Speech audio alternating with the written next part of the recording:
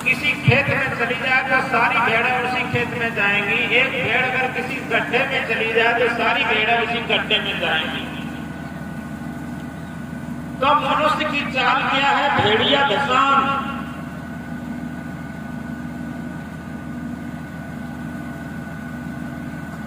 एक बार अकबर बादशाह और बीरबल बैठे हुए थे। उनके गेट से काफी भीड़ जा रही थी। उनका गेट मेन रोड पर था और रोड से काफी भीड़ जा रही थी। तो अकबर बादशाह ने पूछा, बीरबल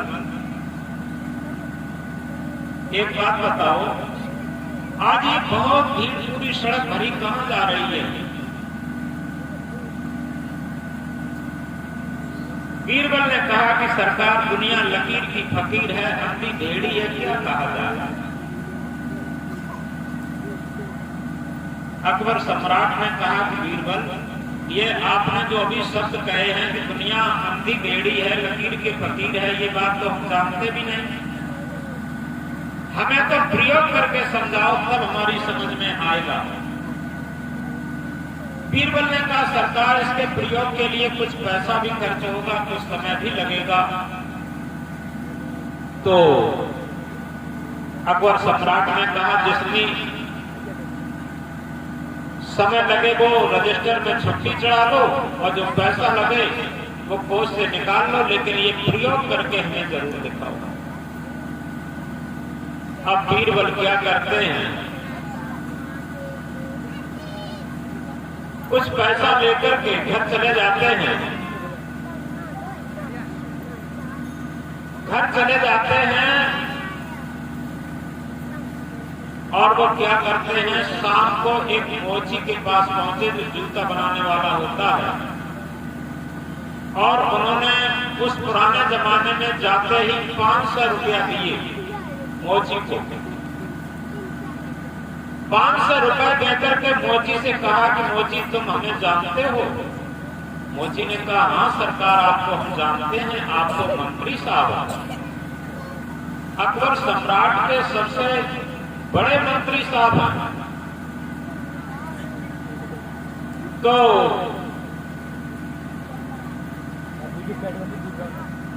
मंत्री ने कहा, बीरबल ने कहा कि देखो, हम तुमसे जो बात कहेंगे किसी को बताओ नहीं, गुप्त रखोगे। कि हाँ कहो। कि तुम्हें एक ऐसे जूते की जोड़ी बनाकर तैयार करनी है जिसकी लंबाई 1.5 हाथ हो और ऐसा खुशनुमा डिजाइनदार बेल जूते कड़े हुए हो जिसे आज तक किसी ने दुनिया में न देखा हो। तो बीरबल ने कहा,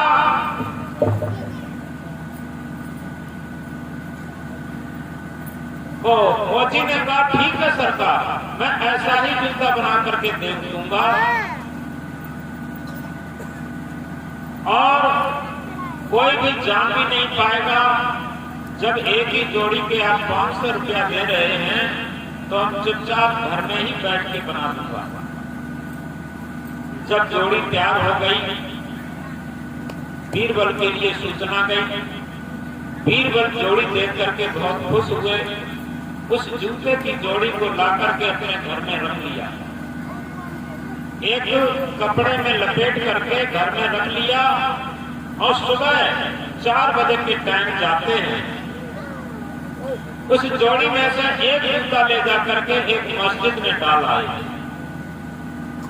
जब मस्जिद में डाल आए तो सुबह को सबसे पहले एक मुल्ला आता है जो अजान लगाता है। उर्दू में अजान पुकार को कहते हैं। अजान माने पुकार होता है। जब पुकार को लगाते हैं तभी नमाजी लोग इकट्ठे होते हैं। तो मुल्ला जब अजान लगाने के लिए आया तो क्या देखता है, 1.5 हाथ लंबा जूता मस्जिद में पड़ा। मुल्ला ने तुरंत समझ लिया कि ये जूता किसी मनुष्य का तो हो ही नहीं सकता, इतना लंबा जूता। निश्चित है रात्रि में खुदा मस्जिद में आया और हम नापाक मनुष्य को दर्शन न देने के कारण जल्दी जल्दी भागा और एक जूता पहने चला गया, खुदा का एक जूता छूट गया। ये निश्चित है खुदा का जूता है, किसी मनुष्य का तो ये जूता हो ही नहीं सकता। ये मुल्ला ने इस बात को कहा। अब वो अजान लगाना तो भूल गया, लेकिन उस जूते की शोभा देखने लगा, लंबाई देखने लगा, उस जूते पर मस्तक देखने लगा, उसकी सिजदा करने लगा। धीरे धीरे इंतजार देख करके नमाजी लोग सब इकट्ठे हो गए। जब नमाजी लोग सब इकट्ठे हो गए तो ये कहा कि भाई मुल्ला, आज तुमने अजान नहीं लगाई।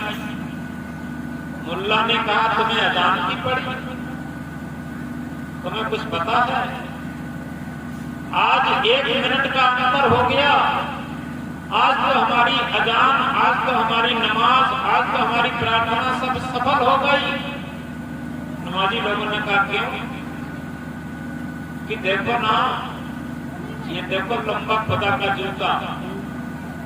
हम नापाक मनुष्य को दर्शन न देने के कारण खुदा जल्दी से भागा, एक जूता पहने चला गया, एक जूता छूट गया। तो जैसे ही और लोगों ने ये देखा, सबने कहा कि वास्तव में ये खुदा का जूता है, इतना लंबा इस संसार में किसी मनुष्य का जूता हो ही नहीं सकता। और सबने उस जूते पर मस्तक देकर सिजदा की और हृदय से लगाया। इसके बाद सुबह हुआ। सुबह को यह सूचना बड़ी तीव्र गति से पूरे नगर में फैल गई। अब क्या हिंदू, क्या मुसलमान, सभी लोग खुदा के जूता के दर्शन करने आने लगे और वहां पर चढ़ाना चढ़ाने लगे। चढ़ाने लगे क्योंकि खुदा का जूता रह गया। चारों तरफ खबर पहुंच गई। इधर क्या होता है, धीरे धीरे ये बात अकबर सम्राट तक पहुंची और बीरबल अपनी ड्यूटी पर पहुंच गए। अकबर सम्राट ने बीरबल से कहा कि बीरबल, तुमने कोई नई बात सुनी? बीरबल ने कहा, क्या सरकार? अकबर सम्राट ने कहा,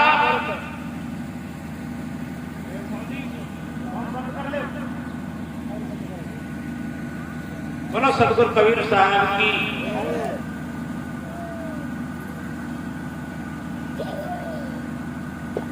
एकाग्रचित बैठे और सभी बैठे रहे, कोई भी प्रसाद लेने भी अभी ना आए। एक बार कह दिया, सब शांत में बैठे रहे। बोलो सदगुरु कबीर साहब की जय।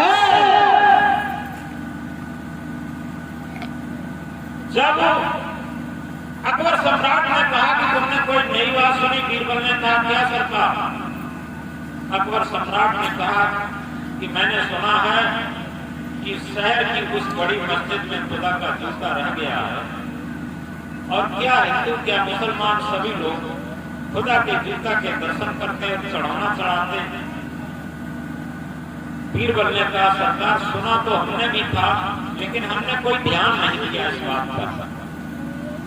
अकबर सम्राट ने फटकारा, क्यों नहीं ध्यान दिया? ये तो बहुत मोस्ट इम्पोर्टेंट बात थी, ध्यान देने की बात थी।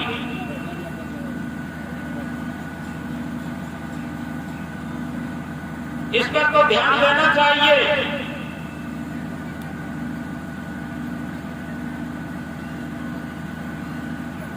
तो बीरबल ने कहा, ठीक है सरकार, ध्यान नहीं दे पाया। अकबर सम्राट ने बीरबल से कहा, बीरबल ऐसा करो, जल्दी से सवारी सजाओ। और जब सभी लोग खुदा के जूता के दर्शन करते हैं तो हम लोग भी चल रहे हैं। जल्दी से सवारी सजाई और अकबर और बीरबल कुछ सिपाहियों की टुकड़ी लेकर के तुरंत वहां पहुंचे। सारी भीड़ को अलग हटाया गया और उस जूते के ऊपर काफी चढ़ाना चढ़ चुका था, सब हटा करके वास्तविक जूता निकाल करके और अकबर सम्राट के हाथ में दिया गया। जब अकबर सम्राट के हाथ में दिया गया तो अकबर ने एकदम कहा कि वास्तव में ये खुदा का जूता है, किसी मनुष्य का इतना बड़ा जूता हो ही नहीं सकता, इतना खुशनुमा डिजाइनदार बेल जूते कड़े हुए ऐसे किसी मनुष्य के नहीं हो सकते। और तुरंत उस पर मस्तक टेका, सिजदा की, उसे चूमा और उस पर चढ़ाने के रूप में कुछ सोने की असरफियां चढ़ा दी। एक सम्राट थे, सोने की कुछ असरफियां वहां पर चढ़ाने के रूप में अकबर सम्राट ने चढ़ा दी। अकबर और बीरबल चले आए। अब क्या होता है, उन असरफियों को लेकर के जो मस्जिद के पदाधिकारी थे उनमें आपस में कानाफूसी होने लगी कि भाई एक बात बताओ, जो मुल्ला सबसे पहले खुदा का जूता का दर्शन किया था उसने कहा देखो ये सारे चढ़ाने का मालिक मैं हूं, क्योंकि खुदा का जूता सबसे पहले मैंने देखा। दूसरा कहता नहीं नहीं, इस मस्जिद का सबसे बड़ा पद मेरा है और जिसका पद बड़ा होता है उसका हिस्सा भी उसी का हिस्सा होता है, उसका हिस्सा भी ज्यादा होता है। तीसरा कहता नहीं नहीं, ऐसे नहीं होगा, वो सब नियम से बांट होगा, ऐसे कैसे हो सकता। ऐसे होते होते वहां पर विवाद शुरू हो गया आपस में। जब विवाद शुरू हो गया तो ये सूचना अकबर सम्राट तक पहुंची।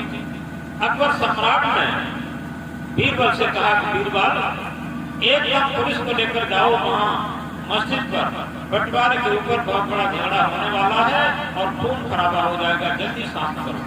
बीरबल कुछ पुलिस के सिपाही लेकर के जाते हैं वहां पर और एकदम कहते हैं भाई झगड़ा बंद करो और बात को समझो। तो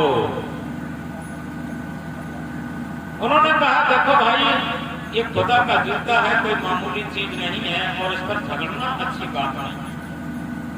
ऐसा करो, जिसने पाक दिल से 5 बार खुदा की सही इबादत की होगी, सही नमाज अदा की होगी और जिसका पाक दिल यानी सच्चा दिल होगा, पवित्र दिल होगा, वो खुदा की इबादत कर और खुदा से इस जोड़ी का दूसरा जूता मांग ले, उसी की सारी रकम होगी। तो ये निर्णय भी सबकी समझ में आ गया, बात तो सही है, इसमें हिस्सा किसी बात की। अरे भाई जो खुदा का सबसे बड़ा भक्त है, आत्मा परमात्मा का सबसे बड़ा भक्त है और वो इबादत करके खुदा से दूसरी जोड़ी का दूसरा जूता मांग ले। अब क्या था, सभी लोग इस निर्णय को पसंद कर और अपनी अपनी तरीके से सिजदा, इबादत, नमाज जैसा जो जानता था वो करना शुरू कर दिया। और ये 12 घंटे हो गए लगातार, लेकिन कहीं भी जोड़ी का जूता नहीं गिरा। तब भूखे प्यासे खिसिया के फिर झगड़ा होने लगा। अकबर सम्राट तक फिर सूचना पहुंची। बीरबल से अकबर सम्राट ने कहा बीरबल तुमने कैसा झगड़ा शांत किया, वहां तो झगड़ा फिर होने वाला है। बीरबल ने कहा सरकार अब की बात झगड़ा नहीं होगा। बीरबल दोबारा जब पहुंचते हैं, भीड़ सब खिसियाई हुई थी। जैसे ही बीरबल पहुंचे वैसे लोग समझ रहे थे कि ये निर्णय गलत कर दिया बीरबल ने, जूता इस तरीके से मिलने वाला नहीं है, झगड़ा शांत होने वाला नहीं है। तो जैसे नहीं घाव पर नमक छिड़कते थे, ऐसे ही बीरबल ने कहा जाकर के भाई हमें लगता है कोई सच्चा खुदा का बंदा नहीं है, पाक दिल से कोई नमाज अदा नहीं करता है, अन्यथा इतनी देर होने पर अभी तक तो खुदा दूसरा जूता गिरा देता। उनमें से जो सियाने लोग बैठे थे वो कहने लगे तुम ही बड़ी भारी भक्त बनते हो और तुम ही इस जोड़ी का जूता मिला लो, तुम ही सारी रकम ले जाना। उन्होंने कहा देखो भैया हम नमाज तो पढ़ना जानते नहीं, हमारे गुरु जी ने अपने तरीके से ध्यान करना जरूर बता दिया है। और एक बात बताओ, शर्त के अनुसार अगर कदाचित हमारे भजन ध्यान से खुदा खुश हो गया और उसने जोड़ी का जूता गिरा दिया तो सारी रकम मेरी होगी, यहाँ बिल्कुल तुम्हारी होगी, ले जाना। सब कहने लगे बड़ी तेजी से। तो बीरबल ने कहा देखो एक बात है, एक निवेदन है, कि आज तो मैंने जल्दी में नहा धो भी नहीं पाए थे। हमारे गुरुजी ने ब्रह्म मुहूर्त बेला में सुबह 4 बजे ध्यान करना बताया है, अतः हम सुबह 4 बजे आएंगे और साफ सफाई से एकांत में ध्यान करने बैठेंगे शांत वातावरण में। तब तक कोई भी झगड़ा नहीं करेंगे। सबने कहा ठीक है, कोई नहीं करेंगे। बीरबल चले जाते हैं शाम को अपने घर। 3 बजे जल्दी जगे, अर्ली मॉर्निंग 3 बजे जग करके नहाए धोए, नहा धो करके वही जोड़ी का जूता लेकर के जो पास में रखा था बगल में दाबा, ऊपर से चादरा ओढ़ दिया। जो घर में पहले से रखा था बगल में जोड़ी का जूता बगल में दाब करके और ऊपर से चादरा ओढ़ लिया जिससे दिखाई न पड़े। चादरा ओढ़ करके और मन में कुछ बुदबुदाते चले आ रहे हैं।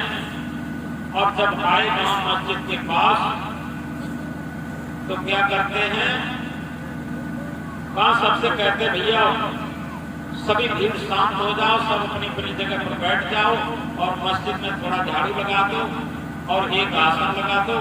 एक आसन लगा दिया गया और उस पर बीरबल आंख बंद करके ध्यान में बैठ जाते हैं। 20-25 मिनट ध्यान किया होगा, एक शरीर में झटका लगाया और वही बगल से जूता निकल पड़ा। बगल से जूता जब निकल पड़ा, जूता उठा के कहा भैया देखो हमें लगता हमारे ध्यान से खुदा खुश हो गया और जोड़ी का जूता गिरा दिया। और जैसे ही जोड़ी का जूता उन्होंने दिखाया सभी लोग आश्चर्यचकित हो गए कि हम लोग 12-12 घंटे लगातार नमाज अदा करते रहे, खुदा उस पर खुश न हुआ और इस बीरबल के 20-25 मिनट के ध्यान पर कैसे खुदा खुश हो गया। तो सब जोड़ी का जूता मिला रहे हैं, बिल्कुल एक ही कारीगर का बनाया हुआ था, कोई भी अंतर नहीं, कोई भी डिफरेंस नहीं, बराबर लंबाई है, कोई छोटा बड़ा नहीं। अब सब नीचे को निगाह डाल के बैठ गए। अब क्या निर्णय खत्म हो गया, बात खत्म हो गई। बीरबल की शर्त के अनुसार वहां चढ़ाना जो था वो सब बीरबल का हो गया और बीरबल वो सब चढ़ाना लेकर के अपने घर पहुंचे। एक चढ़ाने का झगड़ा था वो शांत हो गया। घर पहुंचे, उन्होंने आधी रकम गरीब जनता में बांट दी और आधी रकम अपनी बैंक बैलेंस कर दी। अब बीरबल बादशाह के यहाँ ड्यूटी देने लगे। एक दिन बादशाह को वही बात याद आई। अकबर सम्राट ने कहा बीरबल एक बात बताओ, एक बार तुम तो कुछ छुट्टी ले गए थे 10-15 दिन की और कुछ रुपया भी ले गए थे और एक बात का प्रयोग दिखाना था कि दुनिया लकीर की फकीर होती है, अंधी भेड़ी होती है, उसका प्रैक्टिकल कब दिखाओगी। बीरबल ने कहा कि सरकार हमको दिखा चुके, आप समझ नहीं पाए। अकबर सम्राट ने कहा कब दिखा चुके। तब बीरबल ने एक तरफ से सारी बात बताई कि देखो सरकार हमने 500 रुपए देकर के और एक मोची से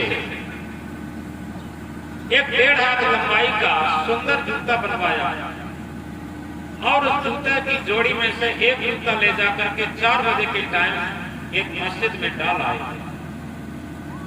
और वहां जितने भी लोग नमाज के लिए आए, प्रार्थना के लिए आए, इबादत के लिए आए, सबने उसे खुदा का जूता समझा और उसकी सिजदा की, नतमस्तक हुए, सिर टेका, इबादत की और यहाँ तक क्या हिंदू क्या मुसलमान सभी लोग वहां गए और सबने चढ़ाना चढ़ाया, सबने मस्तक टेका और आप अकबर सम्राट होते हुए भी आपने भी उस जूते को चूमा चाटा और हृदय से लगाया और मस्तक टेका।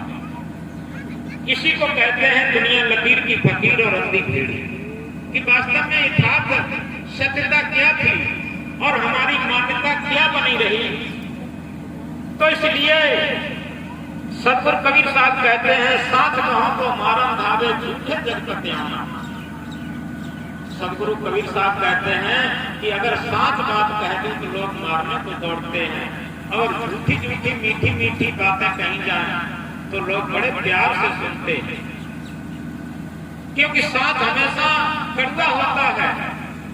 सतगुरु कबीर साहब इनकलाब करके कहते हैं, साथ बराबर कप नहीं, झूठ बराबर पाप, जाके हृदय साथ है ताके हृदय पाप।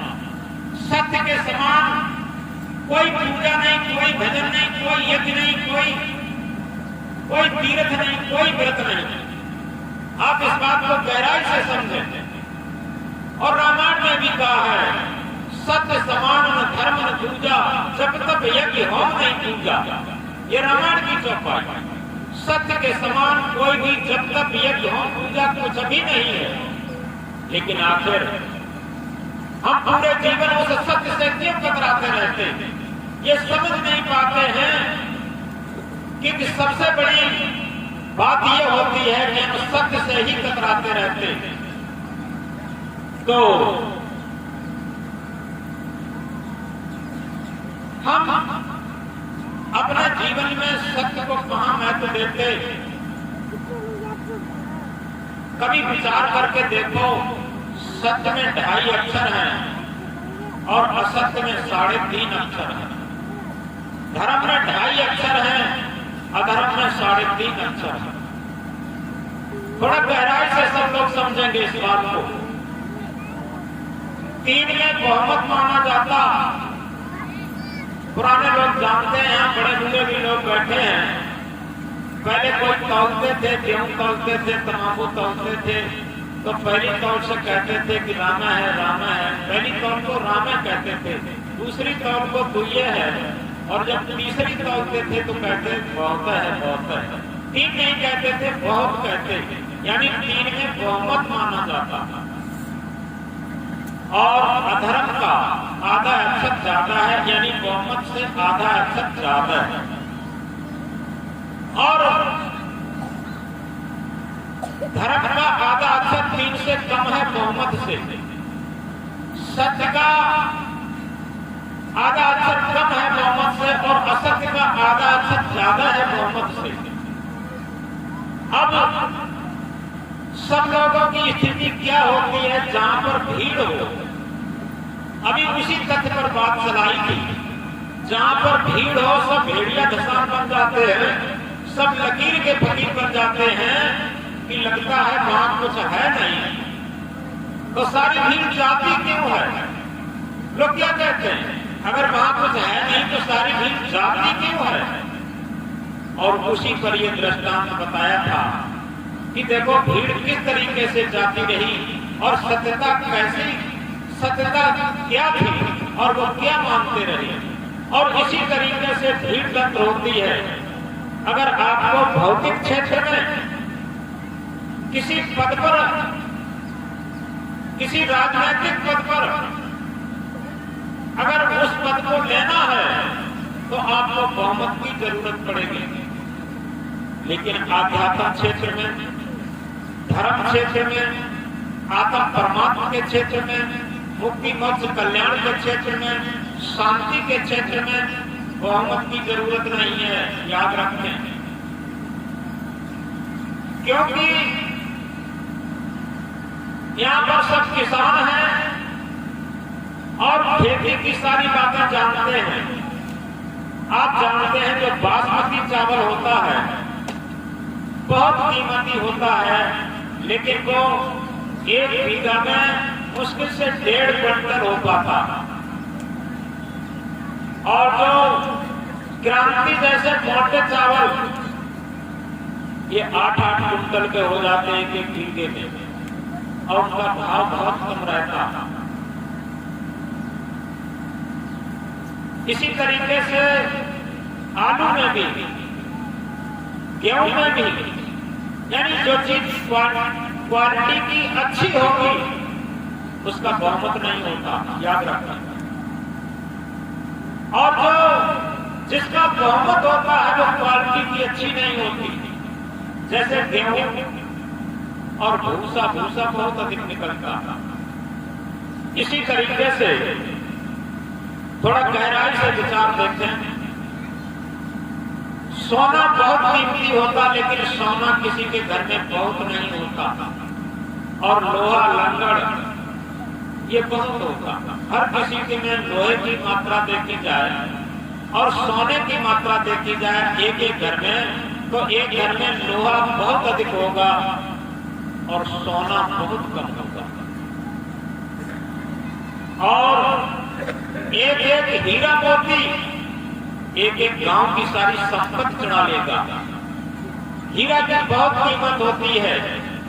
कोहनूर जैसा हीरा मिलना भी असंभव रहता, कहीं कहीं था और उसकी बहुत बड़ी कीमत थी, लेकिन वो एक हीरा पूरे गांव की संपत्ति चढ़ा सकता था।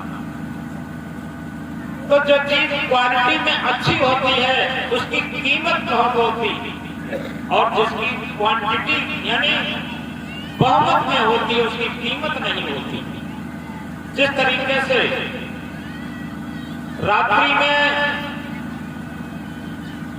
असंख्यों तारागण खिलते, प्रकाश के साधन असंख्यों करते, तारागण असंख्यों निकलते, यहां तक है चंद्रमा भी निकल आता, और ये प्रकाश के असंख्यों विद्युत के साधन, तारामंडल असंख्यों, और यहां तक चंद्रमा भी निकल आता। ये सब बहुमत मिलकर के और रात्रि को दिन में नहीं बदल पाते, और एक सूर्योदय होता देखो रात्रि को दिन में बदल देते। अगर सूर्य न उदय, सूर्य न निकले तो रात्रि को दिन में नहीं बदल पाएंगे।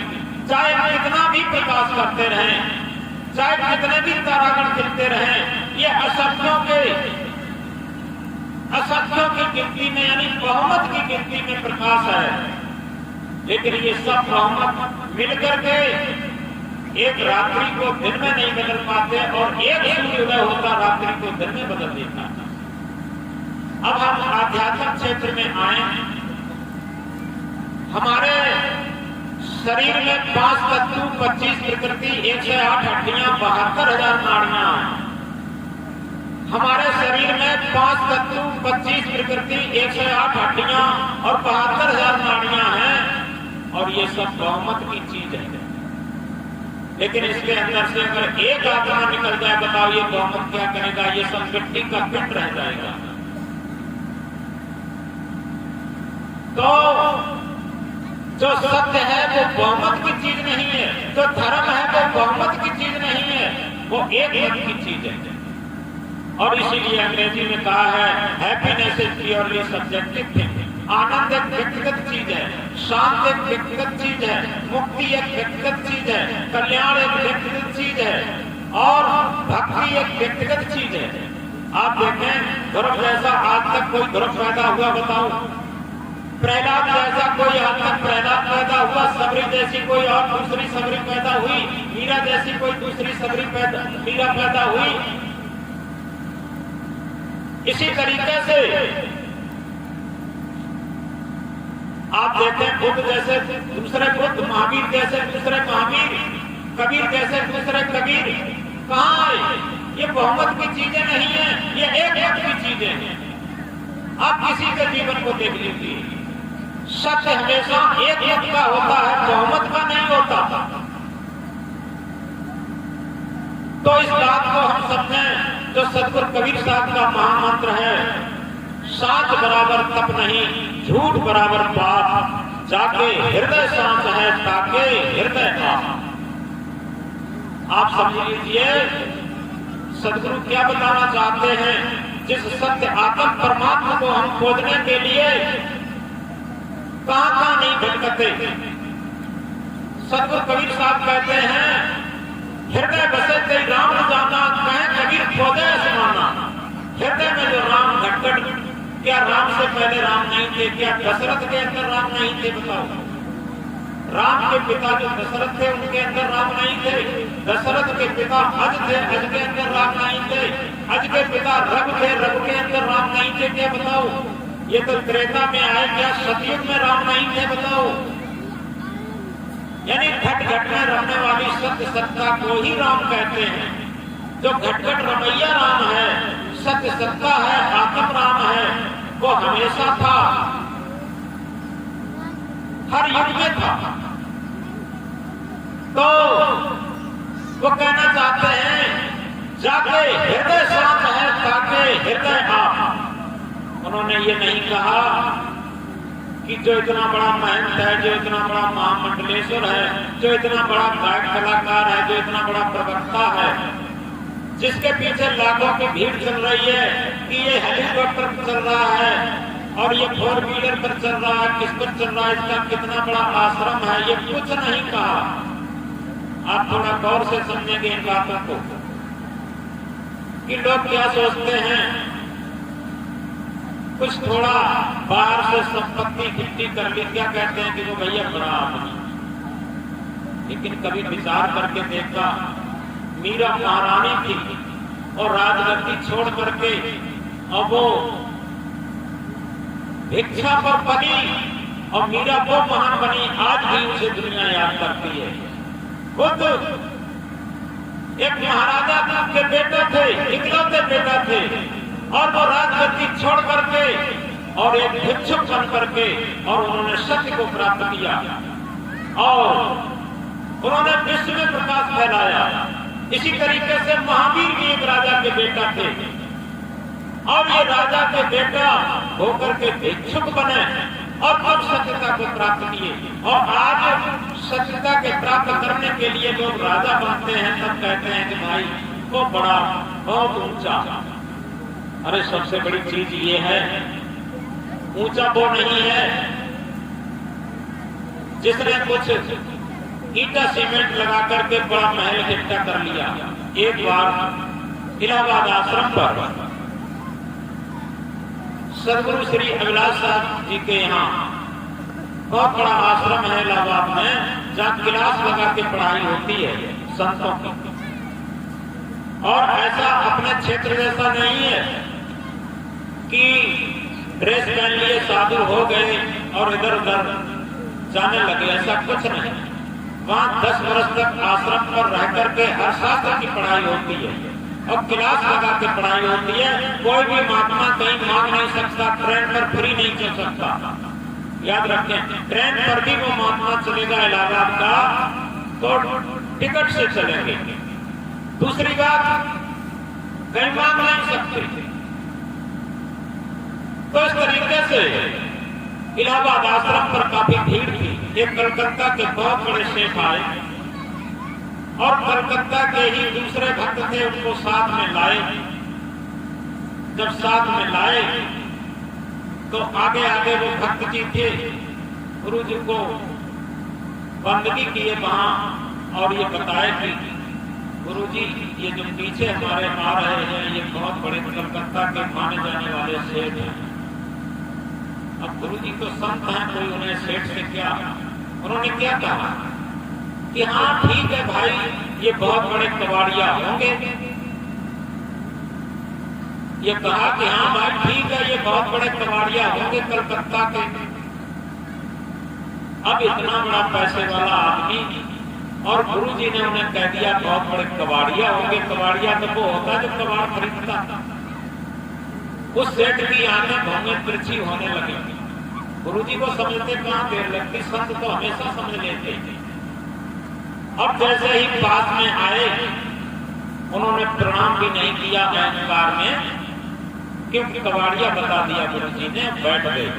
जब बैठ गए गुरु जी ने उनका मौसम समझ लिया और इसके बाद कहा, देखो भाई, ईंटा सीमेंट लोहा घोड़ा गाड़ी वाहन रुपया पैसा सोना चांदी जिसके पास ज्यादा है वो बड़ा कबाड़िया, और जिसके पास जो ईंटा सीमेंट लोहा पीतल सोना चांदी रुपया पैसा घोड़ा गाड़ी वाहन जिसके पास कम है वो छोटा कबाड़िया। संसार में है तो सब कबाड़िया ही। और जैसे ये बात कही कि कोई बड़ा कबाड़िया कोई छोटा कबाड़िया, जैसे ही इस बात को कहा तुरंत सेठ जी मुस्कुरा दिए कि घर तो पूरा संसार ही कबाड़िया हो गया। और मुस्कुरा कर गुरु जी के चरणों में गिर पड़े और हंसते हुए कहा, गुरु जी ने आपने बड़ी अच्छी व्याख्या कर दी। फिर गुरु जी ने कहा कि देखो तुम्हारी समझ में बात नहीं आई। यथार्थ में सदगुरु ने ये कहा कि संग चले सोई धन है प्यारे, छूट जाए सोई माया। जो हमारे साथ जाने वाली चीज है वही तो सच्चा धन है, और जो छूट जाने वाली चीजें हैं वही माया के अंतर्गत आती है।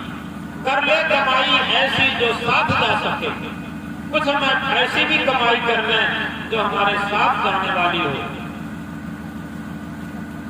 तो इस तरीके से हम अपने जीवन में जो साथ जाने वाली कमाई कहां कर पाते हैं, हम तो उसी कमाई को जानते हैं कि जो छूट जाने वाली चीजें हैं।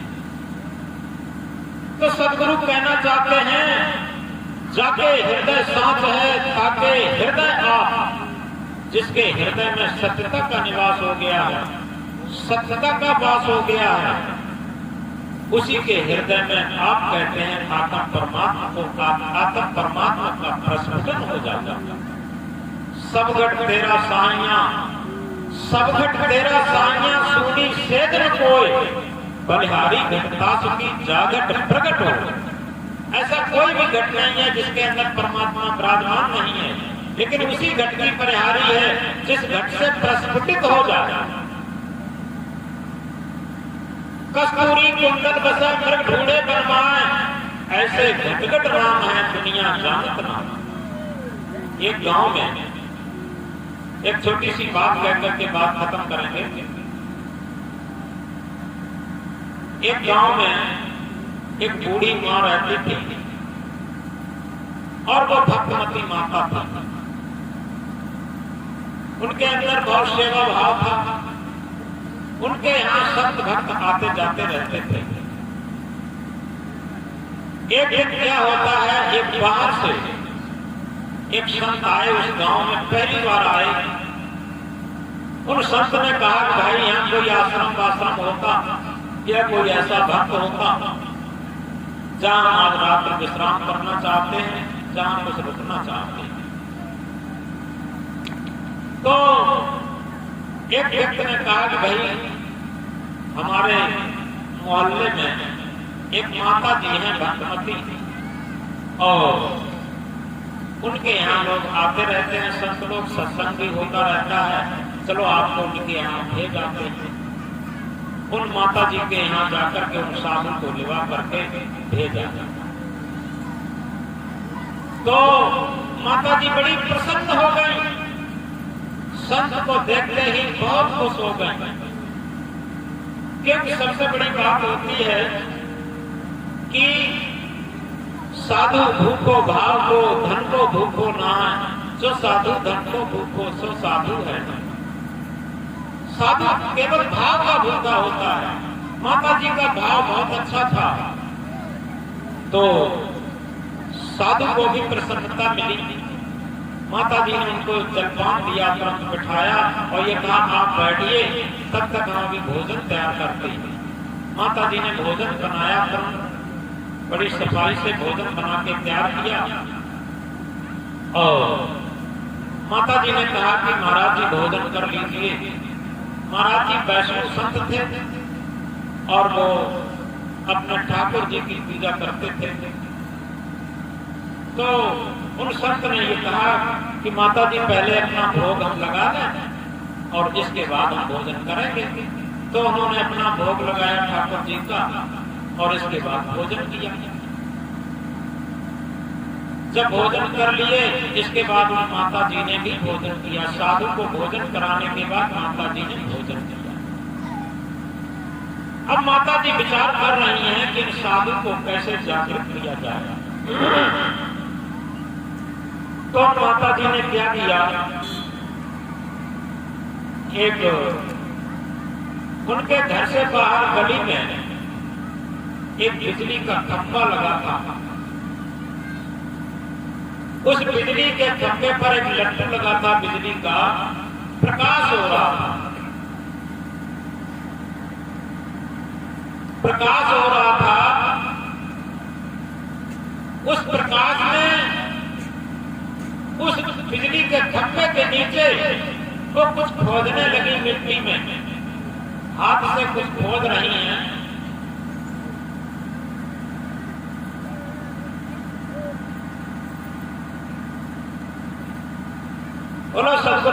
साहब की बैठ जा सब लोग। हाथ से कुछ खोद रही हैं, काफी देर हो गई। अब महात्मा जी ने उन माता जी से कहा कि माता जी बहुत देर हो गई, आप क्या खोद रही हो, क्या खो गया? तो माता जी ने कहा कि महाराज जी क्या बताएं, हमारी एक कपड़े सिलने की सुई थी।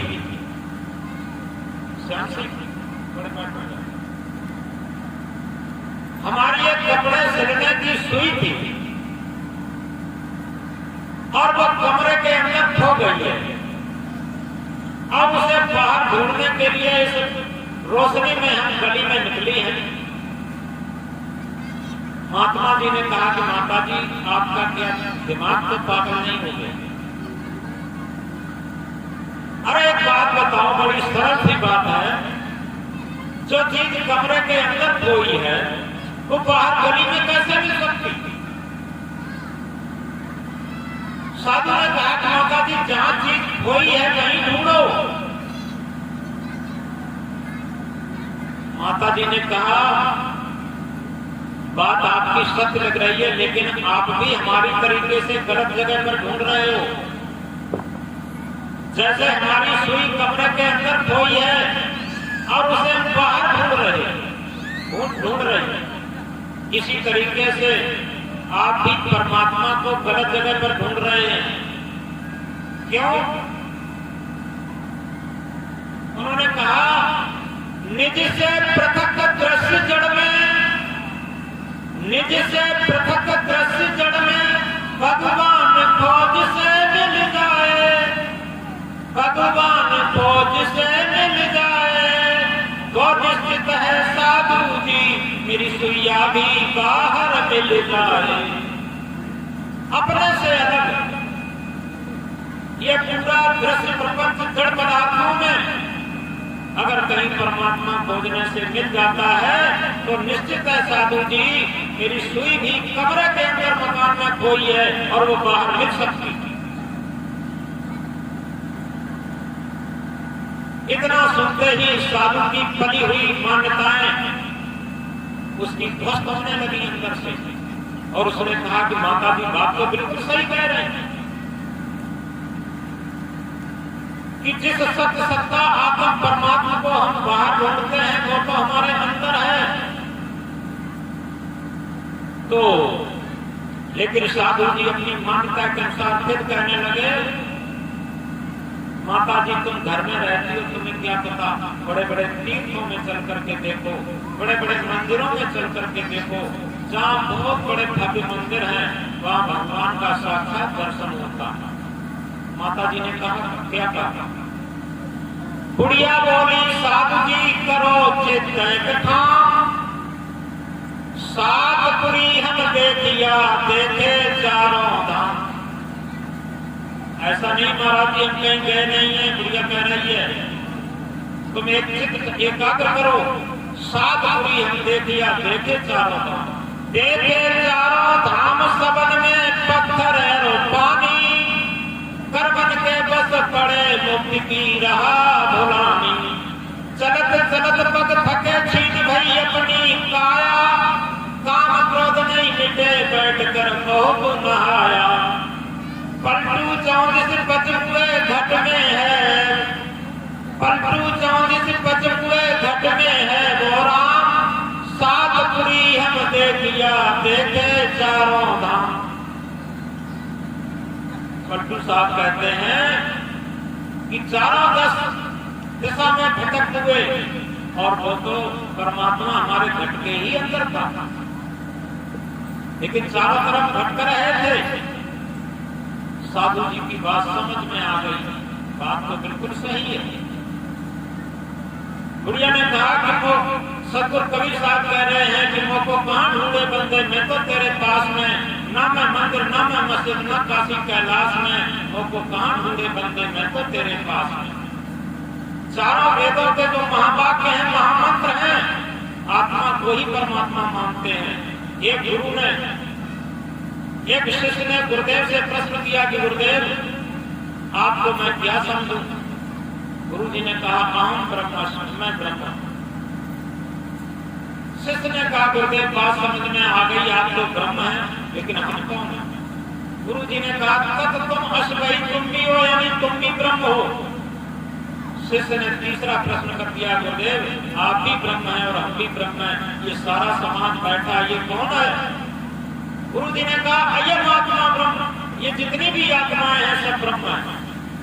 शिष्य ने चौथा प्रश्न कर दिया कि गुरुदेव अब ये तीन बातें हो गई, अहम ब्रह्मस्मि तत् तुम असि और अयम आत्मा ब्रह्म, हमें एक करके समझाओ। तो गुरु जी ने कहा प्रज्ञानम ब्रह्म, जो ज्ञान स्वरूप आत्मा है वही ब्रह्म। ये चारों वेदों के महावाक्य हैं। इसके बाद जो कठोपनिषद है, उपनिषदों में भी सब यही है। कठोपनिषद में जो नचिकेता और हिमाचार का संवाद है, तो हिमाचार ने नचिकेता को बहुत प्रलोभन दिया, धन का, पैसे का, राज्य का, शादी का, ब्याह का, पता नहीं क्या क्या, लेकिन नचिकेता ने एक ही बात कही कि ये सब लेकर के क्या मैं अजर अमर हो जाऊंगा, क्या मैं मुक्त हो जाऊंगा, क्या मुझे मेरा कल्याण हो जाएगा, क्या मुझे आत्म परमात्मा की प्राप्ति हो जाएगी, मुझे तो केवल आत्मज्ञान चाहिए और कुछ नहीं। तो हिमाचार्य ने उसे आत्मज्ञान का उपदेश दिया और ये कहा आत्म पूजा देव पूजा, आत्मा ही सबसे बड़ी पूजा है। कहते लोग शरीर में रहते देव तमाम, कहते लोग शरीर में रहते देव तमाम और निकलो जीव शरीर से कोई नावत काम। तमाम लोग कहते हैं कि शरीर में तमाम देवी देवताओं का वास है और जिस दिन आत्म चेतन जीव निकल जाए, आत्म देव निकल जाए शरीर से, कोई देवता छाती ठोककर आज तक कहीं विश्व के लेवल पर खड़ा नहीं हुआ कि ये आत्मा निकल गई निकल जाने दो, ये चेतन जीव निकल गया निकल जाने दो, ये सत्य सत्ता निकल गई निकल जाने दो। तुमने हमारी बहुत पूजा की है और आज से तुम्हारे शरीर को हम संचालित करेंगे। कहीं ऐसा हुआ हो तो बताओ। बहुत विज्ञान आगे बढ़ गया। इसके बाद एक इस्लामी महापुरुष कहते हैं सर्राफा आलू होने में बंदा कर दिया मुझको, सर्राफा आलू होने में बंदा कर दिया मुझको, वरना हम खुदा देकर दिले बेमुतबा होते। सर से पैर तक लिपटी हुई वासनाओं ने हमें बंदा बना दिया, इच्छाओं ने हमें बंदा बना दिया, अन्यथा हम खुदा देकर इच्छाओं से रहित होते तो। एक अंग्रेजी में कोटेशन में कहा है canst thou by searching found out God, क्या हम अपने से बाहर खोजकर ईश्वर को पा सकते हैं? तुलसीदास जी ने क्या कहा, घट में है सुजत नहीं धिक धिक जन की जिंद, तुलसी या संसार को भव मोतिया बिंद। घट में ही वो परमात्मा विराजमान है, लेकिन संसार को तो मोतिया बिंद हो गया है। तुलसीदास जी कहते हैं कि संसार को दिखाई नहीं देता, वो तो घट में ही विराजमान है। गीता में कहा है, गीता में श्री कृष्ण अर्जुन से कहते हैं ईश्वर सर्वभूतानां हृदय स्थित अर्जुना, हे अर्जुन ईश्वर सभी प्राणियों के हृदय में विराजमान है। ये गीता में श्री कृष्ण कह रहे हैं। सदगुरु कबीर साहब कहते हैं कस्तूरी कुंडल बस मृग ढूंढे बनमान, ऐसे जगत राम है दुनिया जानत नाम। जे कर्माई तेल है ते जगमग में आग, तेरा साईं तुझ में जाग सके तो जाग। तेरा साईं तेरे अंदर विराजमान है, अगर हम जाग सके तो जागे। तो इसलिए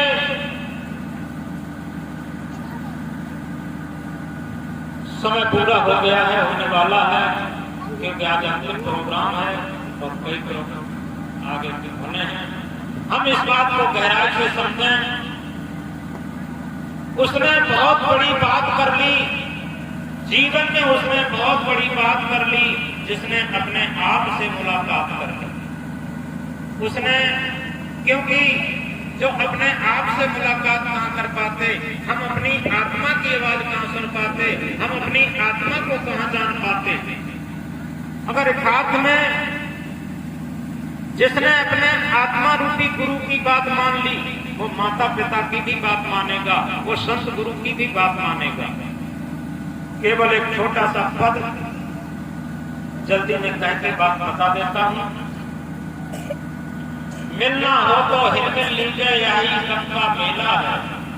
हम लोग सभी प्रेम से मिले, जिस परिवार में रहते हैं, जिस समाज में रहते हैं, क्योंकि सतगुरु कबीर साहब कहते हैं, पोथी पढ़ पढ़ जग हुआ पंडित ध्यान होए, ढाई आकर प्रेम का पढ़े से पंडित हो।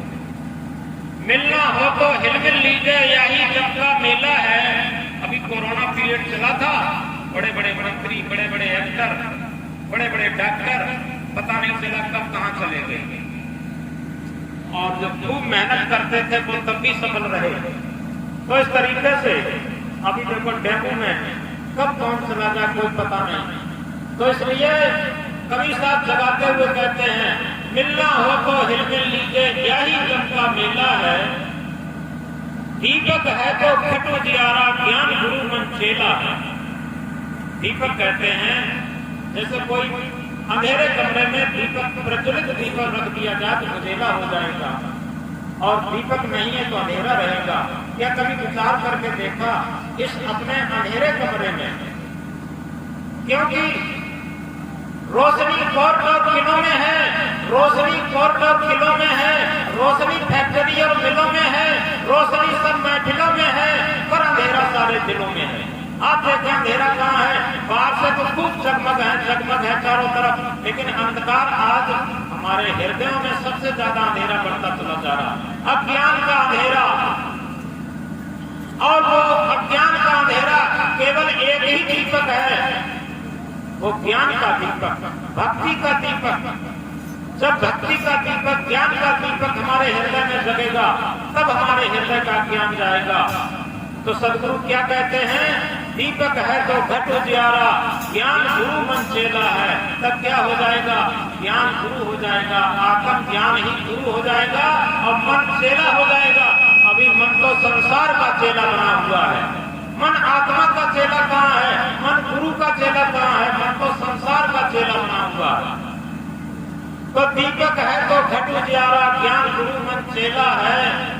या कि समझ परे कोई मानुष नहीं माटी का ढेला। अगर इसको वास्तविक सत्यता को समझ लिया, आत्म परमात्मा को समझ लिया, तब तो वास्तव में वो मानुष कहलाने का अधिकारी हो गया। अन्यथा क्या है, ये माटी का मटेला है, माटी का ढेला है।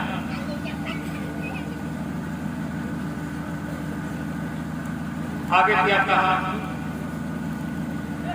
गौरा गांव अनोखी बस्ती, गौरा गांव अनोखी बस्ती, कोई हंसता कोई रोता है।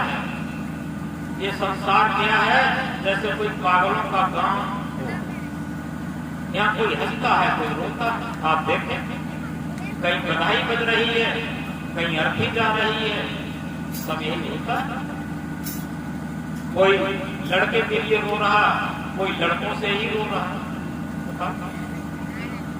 कोई एक लड़के के लिए तमाम नौताई भगताई पता नहीं क्या क्या करता करता मुझे एक बच्चा पैदा हो जाए, और कोई लड़कों से ही रोता है, क्या करें लड़के हमें रोटी नहीं देती। यही तो हाल है। गौरा गांव अनोखी बस्ती, कोई हंसता कोई रोता है। इस जग की ये बात निराली, सुख महंगा दुख सस्ता। इस संसार की ये बात बहुत निराली है कि सुख बहुत महंगा। पूरा संसार के लोग केवल सुख के लिए ही सब काम करते हैं, लेकिन सुख मिलता किसी को नहीं है। सुख के लिए बिछौना बिछाते रहते पूरे जीवन, और तब तक बुढ़ापा हाथ हटता है, मृत्यु हाथ हटती है। और किसी भी मृत्यु की सैया पर जाने वाले व्यक्ति से पूछा जाए, किसी भी बूढ़े व्यक्ति से पूछा जाए, कहो भैया जीवन में तुम्हें सुख कितना मिला, वो यही कहेगा कि हम पूरे जीवन सुख के लिए बिछौना बिछाते रहे, लेकिन सुख मिला नहीं। मिला तो केवल दुख ही हाथ आया। तो इस जग की ये बात निराली, सुख महंगा दुख सस्ता। आगे सदगुरु क्या बताते हैं, संत गुरु की बात न माने पाप का मेह बरसता है। बहुत महत्वपूर्ण बात, संत गुरु की बात न माने, माता पिता और संत गुरु। जबकि रामायण की चौपाई क्या कहती है, प्रातः काल उठ के रघुनाथा, मात पिता गुरु नावे माता। आज जिन्हें लोग भगवान कहते हैं वो सबसे पहले क्या करते थे, माता पिता और गुरु का चरण स्पर्श सबसे पहले करते थे। तो संत गुरु की बात माने पाप में मेह बरसता है, चारों दिश में कीचड़ पानी जो आया तो फंसता, केवल पापों का कीचड़ चारों तरफ हो गया है। हमारे अंतःकरण में भी चतुर्थ अंतःकरण जो हमारा है, चित्त मन बुद्धि अहंकार, उसमें पापों का कीचड़ भरा हुआ है और जो आया वही इसी में फंस गया। अमरापुर से आया बंदे, अमरलोक से आया बंदे, अमरापुर को जाना है, कहें कबीर सुनो भी साधो ऐसी लगन लगाना है। अरे तेरा वास्तविक स्वरूप तो अजर अमर अविनाशी है और उसी अजर अमर अविनाशी आत्म परमात्मा स्थिति में तुम्हें पहुंचना था। सदगुरु कहते हैं ऐसी लगन लगा के उसी स्थिति में पहुंच जा और तू अजर अमर हो जा। तो इसलिए ये अंतिम संदेश कि वास्तव में हम जीवन में भटके ना और बाहर न भटके। हम जिस घर में रहते हैं उसी घर को मंदिर बनाए, घर ही को मंदिर बनाए, मंदिर में क्या करने चाहिए। अगर हम घर में रहने वाले सबसे पहले भजन में कह देते हैं, देवियां भी कहती हैं क्या, तेरे पूजन का भगवान बना मन मंदिर आलीशान। ये मन मंदिर ही भगवान के पूजने का सच्चा मंदिर है, लेकिन इतना मन गंदा बना लिया है, उसमें राग द्वेष छल कपट बेईमानी धूर्ताई सगाई और पता नहीं क्या क्या गंदगी इस मन मंदिर में भर ली। अब बताओ परमात्मा कैसे दिखाई देगा। तो इसलिए तुलसीदास ने रामायण में क्या कहा, निर्मल मन सोई जन मोह पावा, मोह कपट छल छिद्र न भावा। याद रखें, कौन सी पूजा करें, कौन सा पाठ करें, कौन सा यज्ञ करें, कौन सा हवन करें, कौन सा तीर्थ करें, कौन सा मत मजहब अपनाएं। और ये सबसे यूनिवर्सल बात है, सार्वभौमिक बात है, क्या मेरा मन निर्मल है? क्यों? निर्मल मन सोई जन मोह पावा, मोह कपट छल छिद्र न भावा। जिसका मन निर्मल है वही आत्म परमात्मा का साक्षात्कार कर सकता है, और जिसका मन मंदिर गंदा है वो आत्म परमात्मा का साक्षात्कार नहीं कर सकता। और इसी को सदगुरु कबीर साहब ने कहा, कबीर मन निर्मल भया जैसे गंगा नीर, पीछे पीछे हर फिरण कहें कबीर कबीर। अंत में एक बात कहकर के बात बंद कर रहे हैं, सभी एक बात दोहराएंगे, संकल्प हो हमारा इंसान हम बनेंगे, संकल्प हो हमारा इंसान हम बनेंगे। इंसान बन गए तो भगवान भी बनेंगे, इंसान बन गए तो भगवान भी बनेंगे। संकल्प हो हमारा इंसान हम बनेंगे, संकल्प हो हमारा इंसान हम बनेंगे। लोग घबरा गए कि हम इंसान तो बन सकते लेकिन भगवान कैसे बन सकते। घबराने की बात नहीं है, क्योंकि सच्चा इंसान ही भगवान का स्वरूप होता है। अभी कोई डॉक्टर है जिसके अंदर इंसानियत है, कोई डॉक्टर है इंसानियत है, और उस डॉक्टर के पास कोई गरीब आदमी पहुंच गया इलाज लेने के लिए, और उस गरीब को वहां इलाज मिला और उसका मरीज ठीक हुआ, तो वो गरीब आदमी क्या कहेगा, ये डॉक्टर नहीं ये तो भगवान है। बताओ भगवान बन गया कि नहीं बन गया? इसी प्रकार चाहे वो अध्यापक है, चाहे वो माता पिता है, चाहे वो गार्जियंस है, चाहे वो पत्नी है, चाहे वो माता है, चाहे वो बहन है, चाहे भाई है, जिसके अंदर इंसानियत आ गई, निश्चित है उसी के अंदर परमात्मा प्रकट हो गया। तो हमने एक बात कहा था, एक महामंत्र सदगुरु कबीर साहब का कहा था कि सांच बराबर तप नहीं, झूठ बराबर पाप, जाके हृदय सांच है ताके हृदय आप। आप समझ लें, जिसके हृदय में सत्यता का निवास हो गया उसी के अंदर आत्मा परमात्मा का साक्षात्कार हो गया। तो याद रखें, हमने देखा है पत्थर पिघलते हुए, हमने देखा है पत्थर पिघलते हुए, शीत जल से भी शोले निकलते हुए। तुम न बदलोगे कैसे ये विश्वास हो, तुम न बदलोगे कैसे ये विश्वास हो। हमने देखा है मौसम बदलते हुए, हमने देखा है मौसम बदलते हुए। बोलो सदगुरु कबीर साहब की की जय।